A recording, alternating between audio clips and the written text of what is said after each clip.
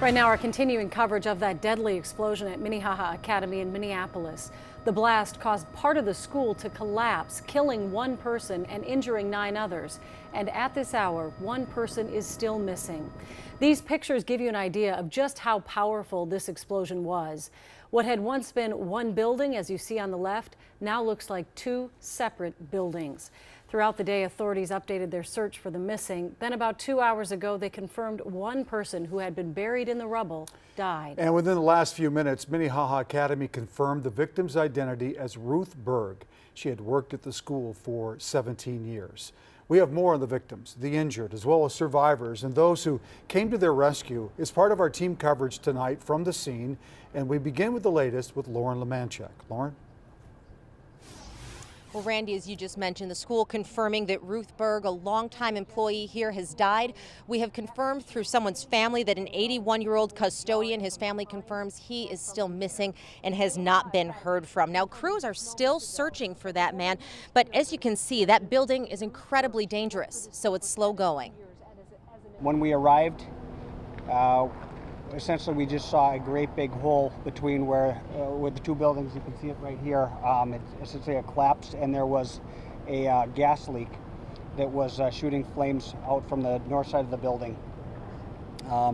Myself and the other officers behind me stepped up and recognized that there was one person trapped under that rubble, and then we were also told that there was at least one more person that was completely trapped underneath there that we weren't able to see.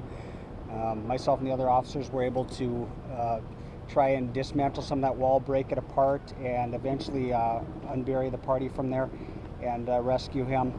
Unfortunately, because of the flames and the heat there, and also not having the equipment the heavy equipment necessary to break up what was remaining there, we weren't able to get to the other party that was underneath.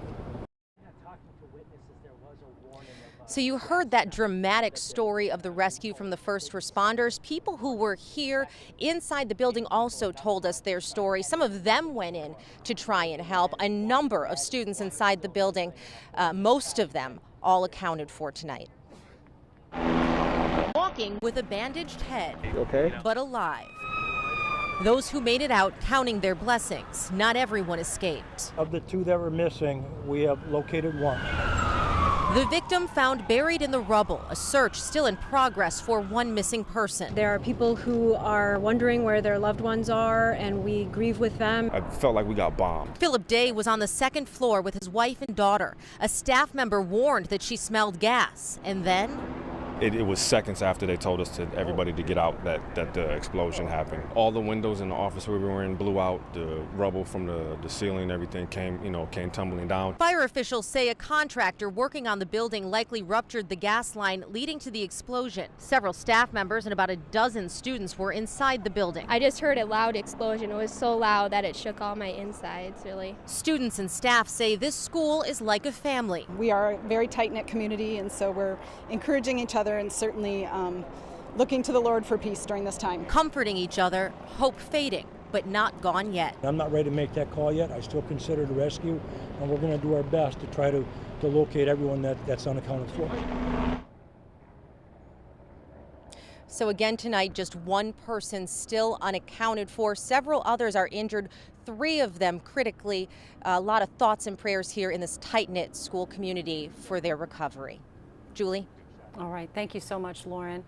Well, the force of that explosion was so powerful, it shook some people out of bed. Carol 11's Lindsay Sievert is here with more on the neighbors who ran to help. Lindsay?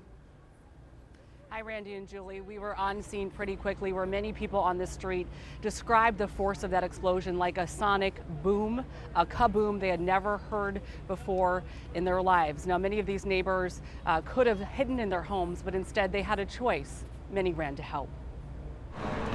The sound was so loud, you couldn't miss it. The floor shook and the lights went on and off. You felt it in your chest. Homeowners along South 46th Avenue could not foresee the force of a second. All of a sudden, I see the helicopters run there all over the sky. When the longtime foundation of this Longfellow neighborhood collapsed. You know, it's scary. Fracturing a community at its core. We just ran us, just started digging, and one guy was there He had a heartbeat, he was moving oxygen, so we got a chance, let's get him, and then you could smell the gas, and then a fire started. Paul Meskin lives just steps away. He dodged raining debris to pull concrete off the trapped man. I mean, there's lives at risk, and you got to go and get them. No hesitation for the Ramsey County deputy who just happened to be home on vacation. And they said there's a female, and we tried to, but They ever heard anything? As the community learned, 2 people inside Minnehaha Academy were still unaccounted for. First responders only began to sift through the rubble. now that's the sad part. And Paul cannot forget the life he saved and the life he couldn't reach. I mean, it's a family member. And again, standing here, it's just really hard to grasp that the 2 structures you see behind me were just one building hours earlier. And neighbors along the street said there were kids here, students at this school playing soccer. They ran to this fence right here screaming, asking people on this street for help. And that's where our Camille Williams comes in. She talked to student athletes in the building at the time of the explosion. Camille? All right, well, thank you, Lindsay. You know, we are here along the sidewalk where there were dozens of people lined up just across from the school. And yeah, there were a group of Lady Red Hawk basketball players who were extremely emotional and shocked that this happened.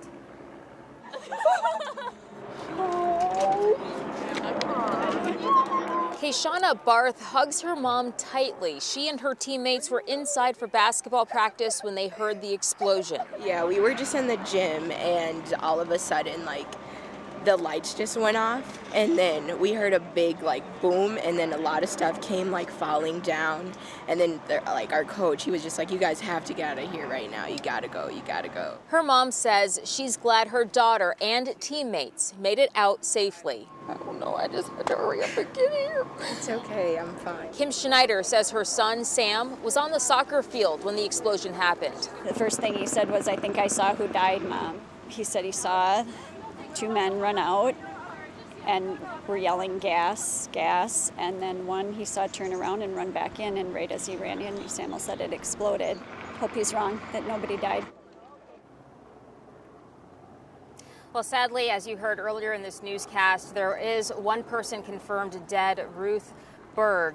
After speaking with some of the basketball and soccer players, the athletes here, it sounds like none of them have any serious injuries or injuries at all. Coming up at 6, we did speak with a man who says he and 2 others escaped through a window to the roof of the building, and they were rescued from there. You'll hear that story at 6. Back to you. All right. Thank you, Camille. The injured were rushed to HCMC right away this morning. And that's where Janelle Klein has been all day. She joins us now with the latest on their conditions. Janelle? Randy and Julie, ambulances came rushing in here to HCMC not long after the explosion happened, and doctors and staff say they were ready for the worst. At least 20 extra physicians and surgeons came back into work today to help the team that was already here, with 6 operating rooms prepared to handle injured victims.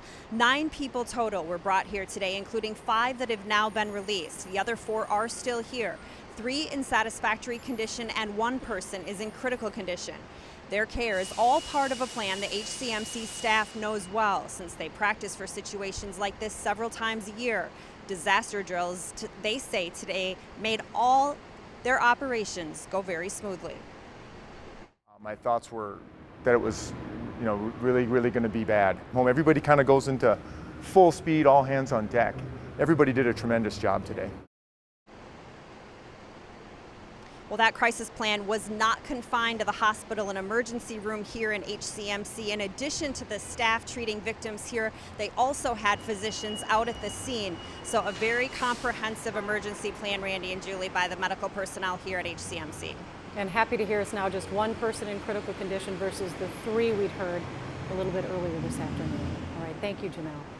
Well, it was clear at the scene that the community came together to support one another. Our Adrian Broaddus joins us with how Minnesotans are sharing their well wishes online for those impacted today. Adrian? Julie and Randy, so much love and support pouring in on social media. Many of those folks on social media watched these images live as everything was unfolding. The common thread in every message we've seen is that people are praying for Minnehaha Academy. If you take a look, you'll see that Julian writes on the school's Facebook page, "MA, you're on our minds, hearts, prayers. And we will be here when the rebuilding efforts start. Just let us know. We're also hearing from Vikings tight end Kyle Rudolph. He said sending prayers to everyone involved and especially all of the families. Meanwhile, Jason Zucker Ford for the Minnesota Wild saying thoughts and prayers are with everyone involved and their families. And then in the last hour, we have seen messages of thanks. Another saying, Roseanne writing, "Thank you, first responders. My daughter is a paramedic and I am a nurse. Truly appreciate your efforts." And because there has been such an overwhelming outpour of support, the school posted on its Facebook page in the last 30 minutes saying that the vigil for tonight has been moved, and it has been moved, that prayer service, they're gathering at the lower and middle school. Back to you. 7 p.m. is my understanding. Thank you, Adrian. We'll be posting any updates we get to this story on KARE11.com as well as on social media. You can also monitor the free KARE 11 News app, and we'll also have continuing coverage at 6 and 6:30 tonight.